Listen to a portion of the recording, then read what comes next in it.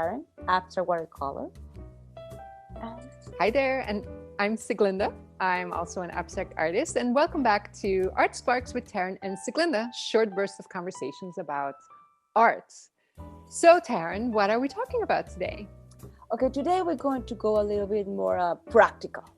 Okay? Ooh, I like it. Yes, get to like something will be useful. All okay. Right? And it's gonna be how to hang your art. Mm-hmm.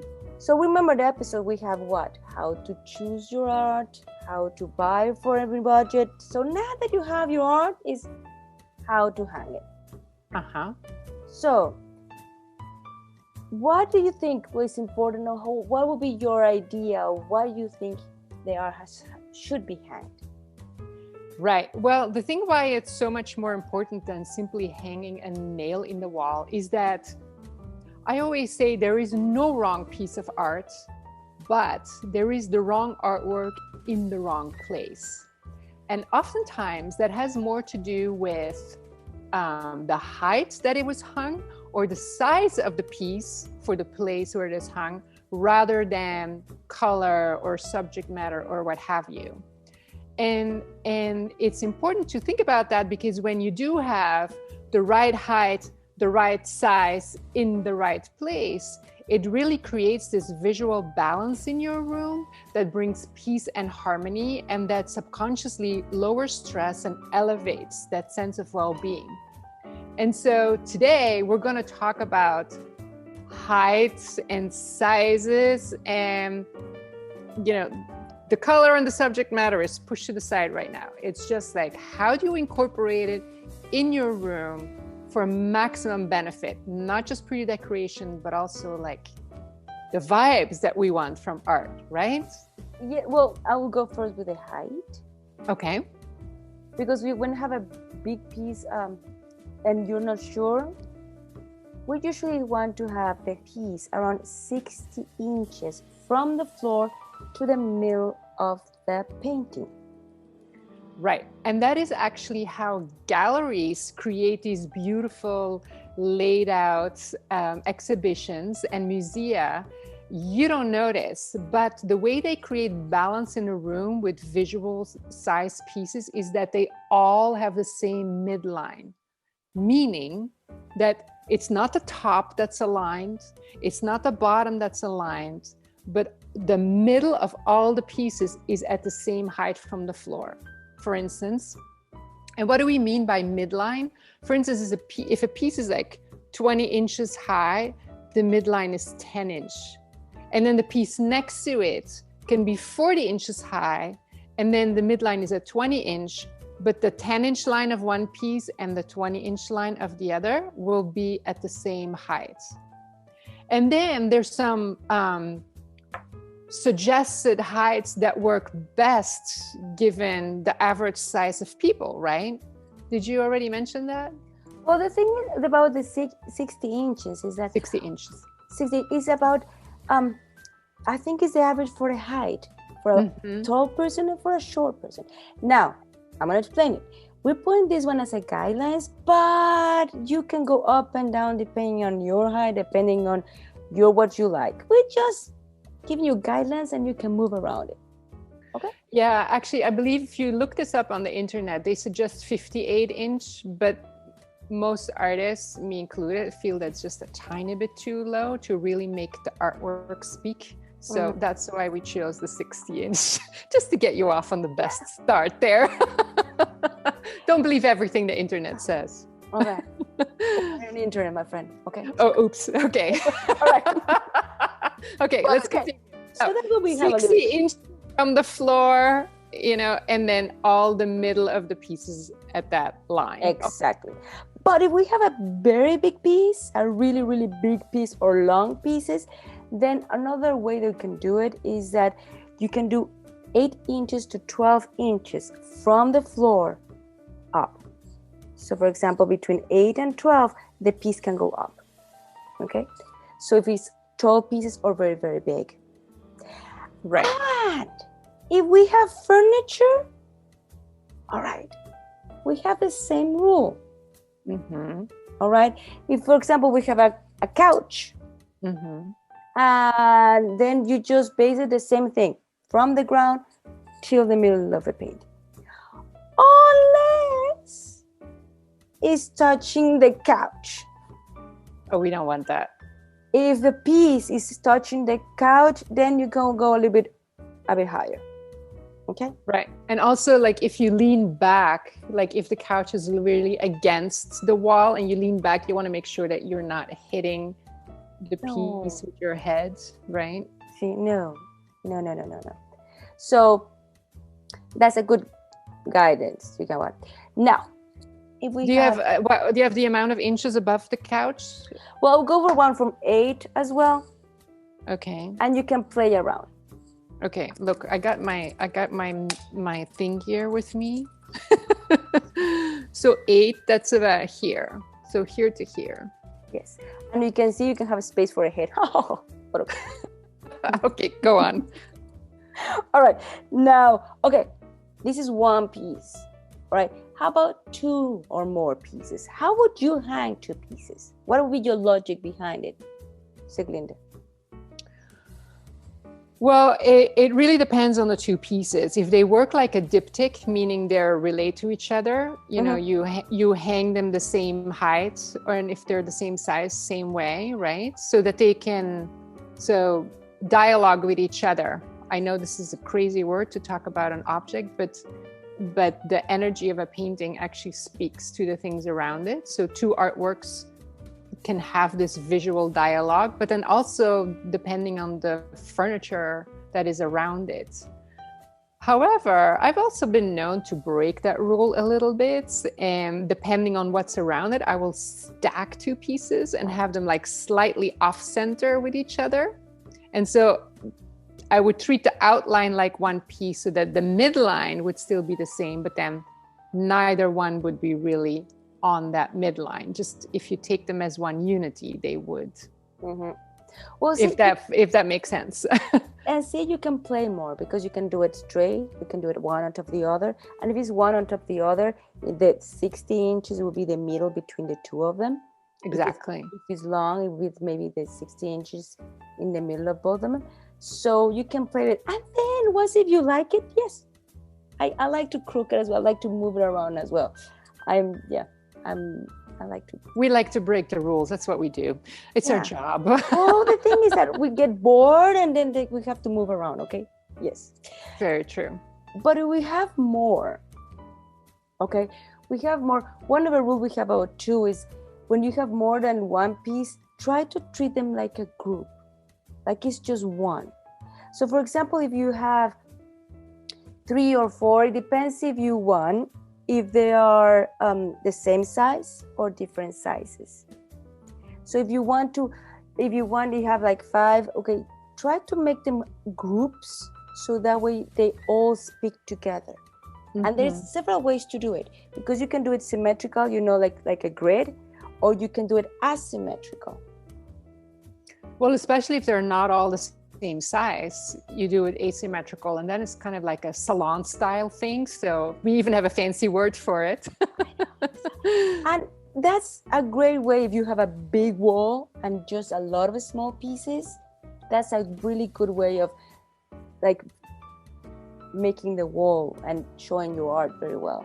That you put all together. Otherwise, when you have too much space, the space tends to eat the piece. Like it looks like one over there and one over there. No, it's too much space. It's best to get it together and make them stronger, and also have something that will ground them as a furniture, like a lamp or something that will help them together, make it a whole community in there. Exactly. Now, a tip, if you want to do an asymmetrical grouping, is that you choose one that is going to be in the middle. So, and the tip is put it on the floor, all of them, put the one in the middle, and then arrange it on the floor on a table, however you want it, and play around. And also, guys, it's around 4 inches. You want to take your tape measure, my friend? 4 inches between one piece and another. Well, yeah, I'm a visual person. If I can see it, it makes it easier. So, okay, so that's 4 inches. That's 4 inches. So you can really see about, so you can have a guide, how much space, but again, you can move it around, okay? And once you're happy how your arrangement is, then you get that piece in the middle, and that's the one you're gonna hang it. And that's the one you want it really in the 60 inches or around 60 inches, and then you move around. The midline, right. Mm-hmm. Mm-hmm. Okay. And then that middle piece becomes the anchor point, right, for everything else around it. And so, yeah, and the 4 inch, I wouldn't deviate too much from the 4 inches if you create a cluster style presentation like that, because otherwise they will not feel connected anymore. So so if you go too far away from that, thinking like I need to spread out a little bit because my wall's so big, then you start losing that visual feel that it's a unity. Exactly. And then the other tip that I saw somebody do is an art professional, actually.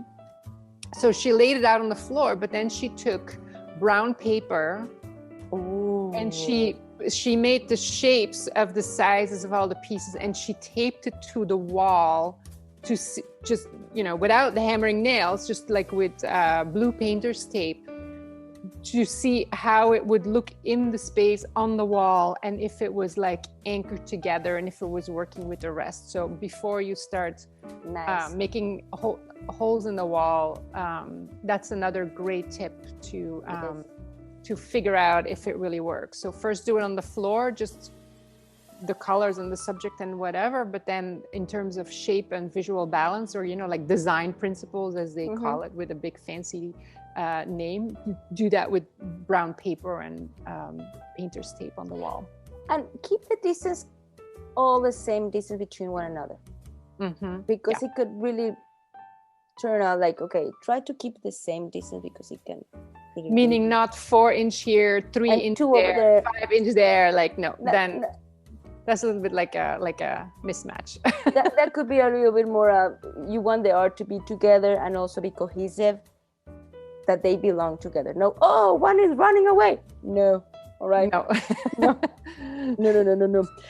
Now, another ideas to you hang your art. It could be, or not just hang, bookcases. Ooh, I like that. Bookcases. You have your bookcase. You don't have to have just photos. You can put also art in there, and you have small ones. Yes, why not? Though, so the gallery shelf is a little like shelf that it makes for art. That's not in the bookcases anymore, right? That's separate. That's separate. Okay, so the bookcases is great, especially like an eye level shelf, right? Where you would put photographs, like with little frames with like one of those foots, right?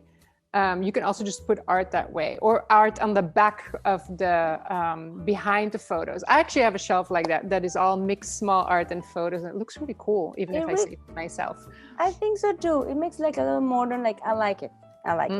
So then I go to the gallery shelf. It's another option where you can have your art, and it's a little bit of shelf that you can hang it on your wall, so you can put your art in there.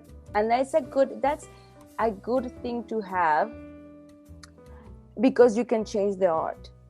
You change, you just get bored with one, you put another one. So that's another way. Also the mantle, another idea. In the mantle, the chimney, you can put art in there. Now, but just be careful with the heat. That's one thing I would do. Yes. Right. And you were mentioning another one you have at home?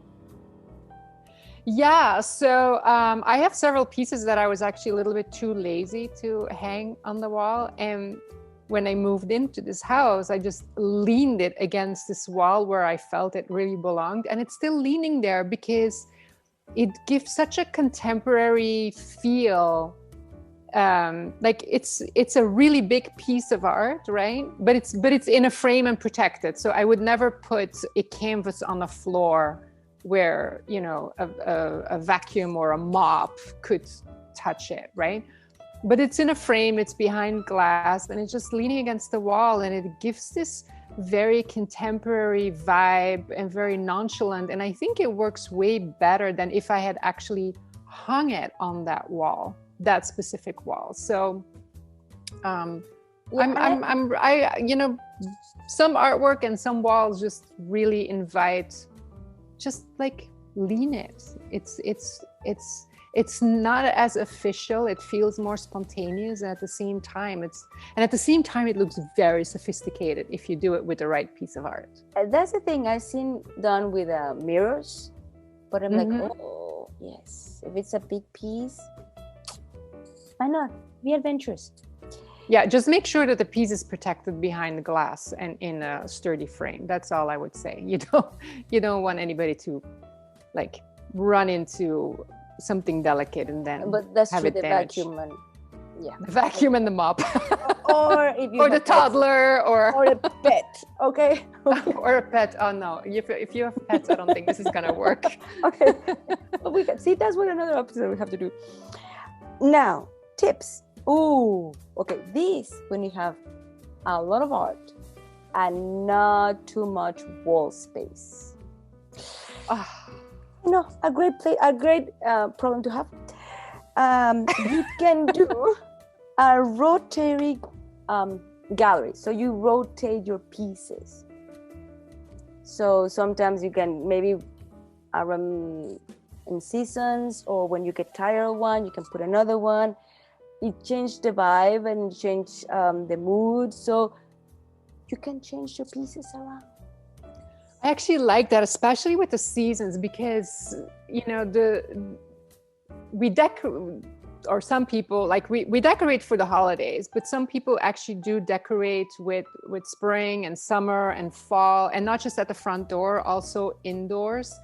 And if you can move your artwork around to also play with that, it's actually a really fun way to bring that extra harmony and unity inside, right? Like for instance, in the winter months, the colors that you hang in the artwork can be a little bit more deep and lush, right? Where we're spring, and we're actually recording this like the first or the second day of spring. Like I just changed some artwork around to have more like light and uplifting colors, and sure enough, it just changes the vibe in the house. It's amazing. And don't underestimate how the vibe in your environment really influences how you feel. And I mean, that's why they suggest fresh flowers on the kitchen table, but you can also play with art to get the same effect. But that's the thing, when you have a piece and you see it all the time,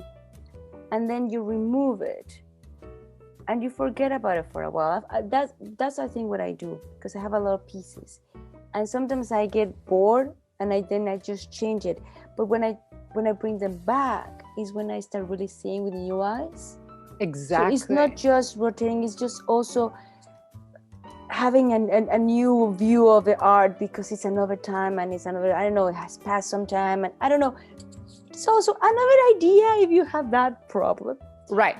So there is an issue there with like, well, what if there's a nail in the wall and then I change the art piece and then it's not at the right midline anymore? So good point, right? So there is that thing of try to keep the size that you changed out as close as possible, and then you don't have that issue. Or use the little gallery shelf, which is like a really thin shelf that Taryn explained earlier. Or if you're a really fancy art collector, you can have these rails installed like high up in your ceiling that has cables coming down. It looks very minimalistic, very professional, very modern. But then instead of hammering nails in the wall to hang your art, you just move the cables around and you attach the cables to the back of the artwork. And then you can move things around and move them up, move them down, left, right, however you want it. And then, whatever art you hang is always in the right spot. But that, of course, requires a little bit of a bigger investment and a professional to come install those rails and those systems, but it exists. And they look fabulous. That's the thing. They look fabulous. I like them. Well, so I see it in the studios. Yeah. So it's good. Yes. So that's our talk for today. How about it? Awesome. So much practical information, Taryn. And then, of course, if people have questions about anything we just talked about, or if it is unclear, because it's kind of abstract, right? If we're not actually like demoing the hanging of a piece, yes, then just ask us in the comments. And if there is any other question that you have about hanging art in your home or anything else that has to do with bringing art to your home for your biggest benefit, just ask us, and either we will respond in the comments or we'll take your question up in another episode and really discuss it. Go team. And and in the meantime, please please subscribe. That really helps us in the YouTube algorithm. And please share this video with anybody who would benefit from this information. And oh my God, let's all elevate our homes with amazing art, and let's all elevate the vibe of our environments to improve our lives. Yes. Well, thank you so much for watching. Thank you. Bye.